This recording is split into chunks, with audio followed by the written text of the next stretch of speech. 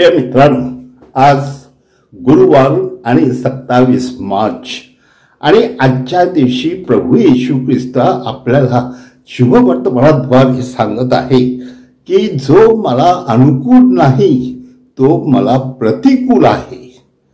आणि म्हणून आपण परमेश्वराशी आणि त्याच्या कार्याशी कसं अनुकूल असावं, म्हणजे आपल्या जीवनाद्वारे, आपल्या चारित्र्याद्वारे, आपल्या वागणुकीद्वारे आपण जर खरोखर ख्रिस्ती जीवन जगलो तर आपण अनुकूल आहोत.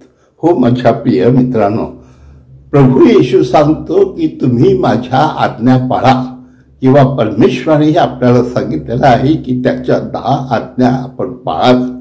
आणि त्यासाठी त्याने अनेक संदेश ते पाठवले लोकांना आठवण करून देण्यासाठी, पण तरी देखील लोकांनी ते ऐकलं नाही आणि लोकांनी त्यांना देखील मारून टाकलं. म्हणजे ते देखील परमेश्वराच्या ह्या जीवनाशी अनुकूल नाहीत. आणि शेवटी त्याने प्रभू येशू ख्रिस्ताला पाठवलं तेव्हा त्याने चमत्कार केले की ही परमेश्वराची साक्ष आहे.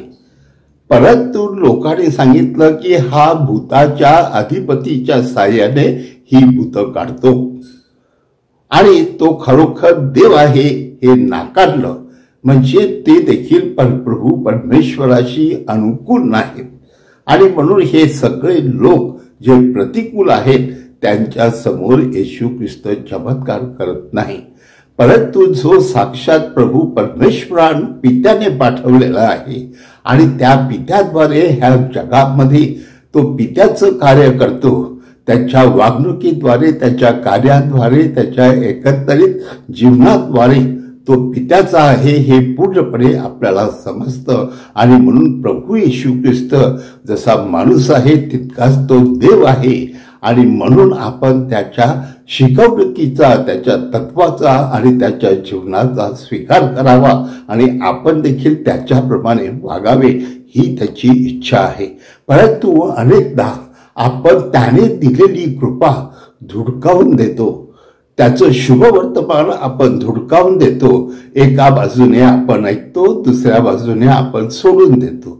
ह्याचा अर्थ की परमेश्वराचा शब्द आपल्या जीवनामध्ये एकरूप होत नाही. आणि त्यामुळे प्रभू परमेश्वर आपल्याला सांगत आहे की तुम्ही मला अनुकूल नाही.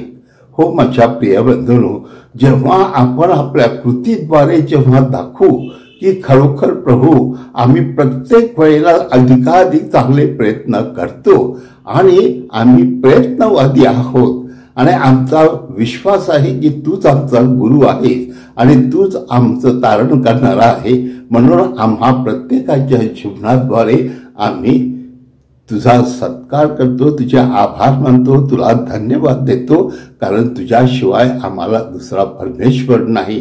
परंतु तू आम्हाला शक्ती आणि सामर्थ्य दे, कारण आम्ही दुबळे आहोत.